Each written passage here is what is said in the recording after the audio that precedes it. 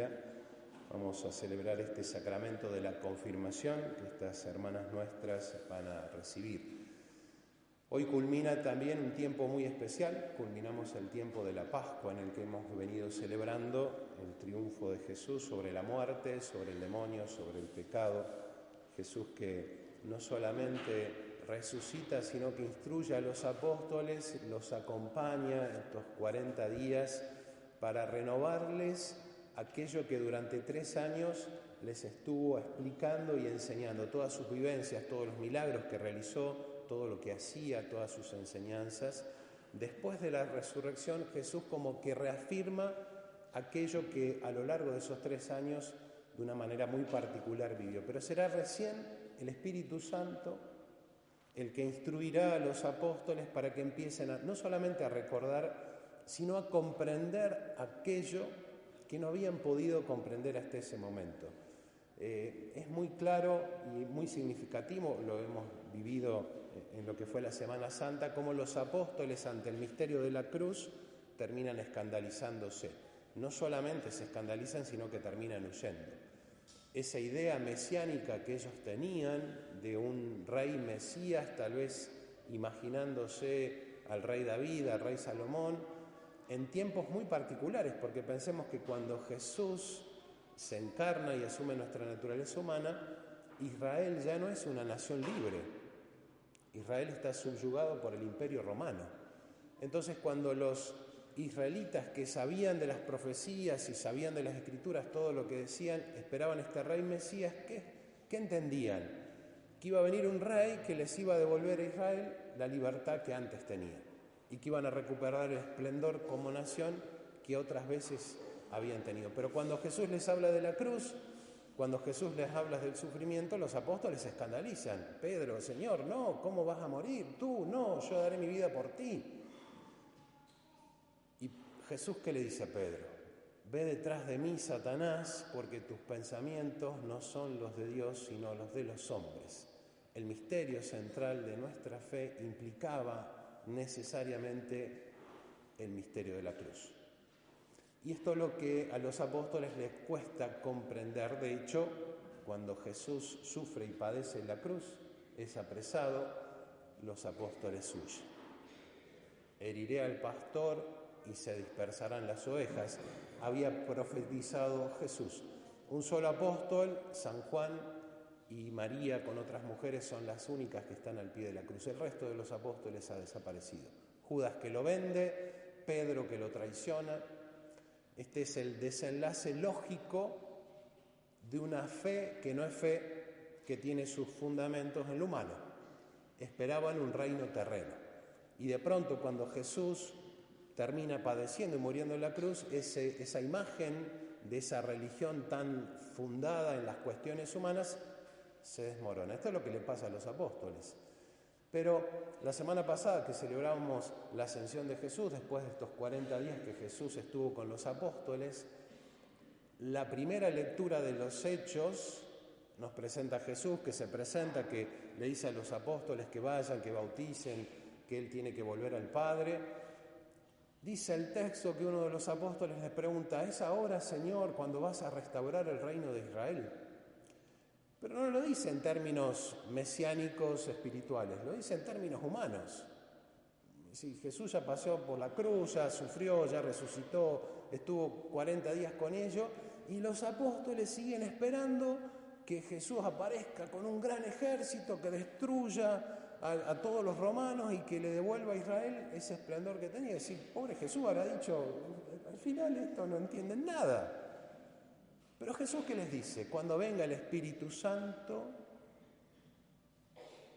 los iluminará y comprenderán todo.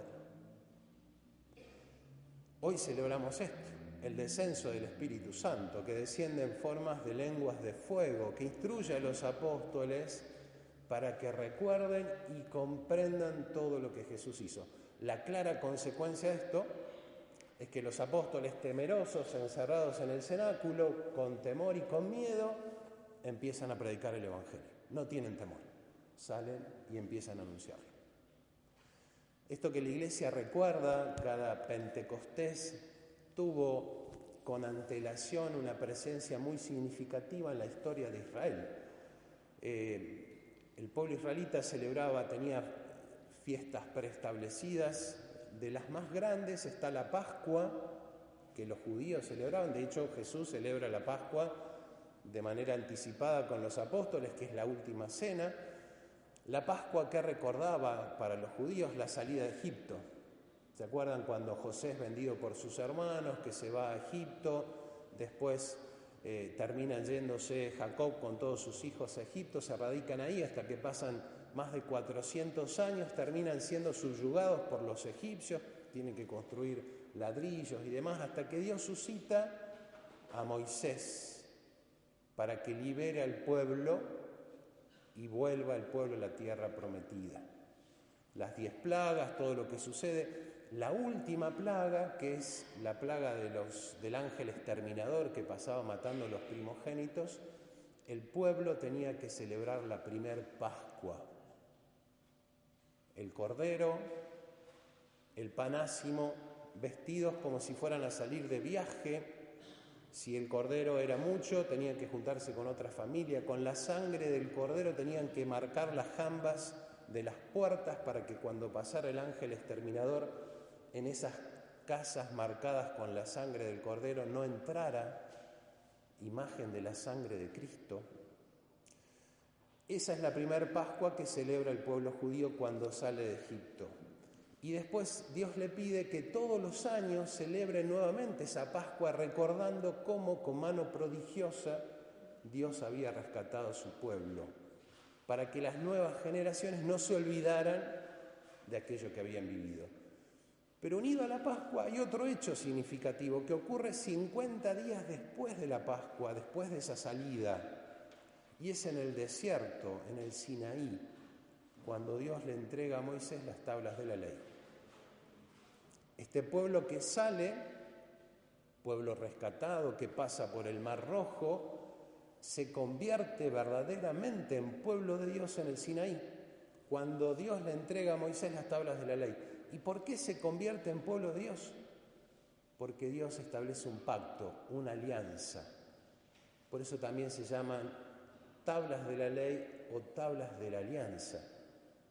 Porque Dios dice, tú eres mi pueblo, yo te protegeré, pero tú tienes que cumplir esto que yo te pido. El amor a Dios y el amor al prójimo. Por eso el pueblo también celebraba, el pueblo judío, este Pentecostés. Lo hacía con las primicias de las primeras cosechas, cuando terminaba la cosecha de la cebada y comenzaba la cosecha del trigo, se ofrecía a Dios, y el recuerdo de esa primera alianza, de esa entrega de las tablas de la ley. Y esto es muy significativo porque ¿cómo sucede la entrega de las tablas? Es en el monte, ante truenos, relámpagos, la presencia de Dios y el establecimiento como el pueblo elegido. ¿Qué sucede en Jerusalén el día del Pentecostés? Lo mismo.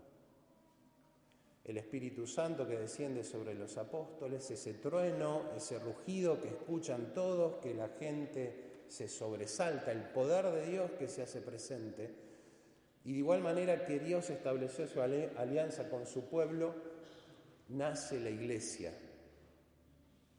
¿Vieron cuando se habla del nacimiento de la iglesia? Cuando la iglesia es constituida como tal. Bueno, uno de los momentos es cuando muere Jesús en la cruz, de su costado herido que mana sangre y agua, representando el bautismo y la Eucaristía.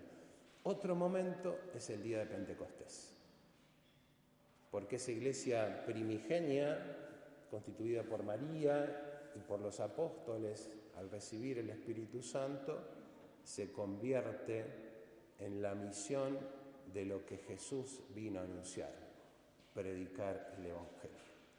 Hoy celebramos con inmenso gozo esta fiesta, unida, como decía recién, también dos personas de la comunidad, dos mujeres van a recibir el don del Espíritu Santo, ese don que confirma aquel don que hemos recibido en el bautismo. Todos por el bautismo nos hacemos hijos de Dios, todos. Recibimos la gracia del Espíritu Santo. Nos hacemos hijos de Dios y se borra el pecado original. Un aspecto positivo, hijo de Dios, un aspecto negativo, el borrado de esa mancha original ocasionada por nuestros primeros padres. En el proceso de la iniciación cristiana, después recibimos a Jesús en la Eucaristía, la segunda persona de la Santísima Trinidad, a Jesús que se nos entrega como alimento.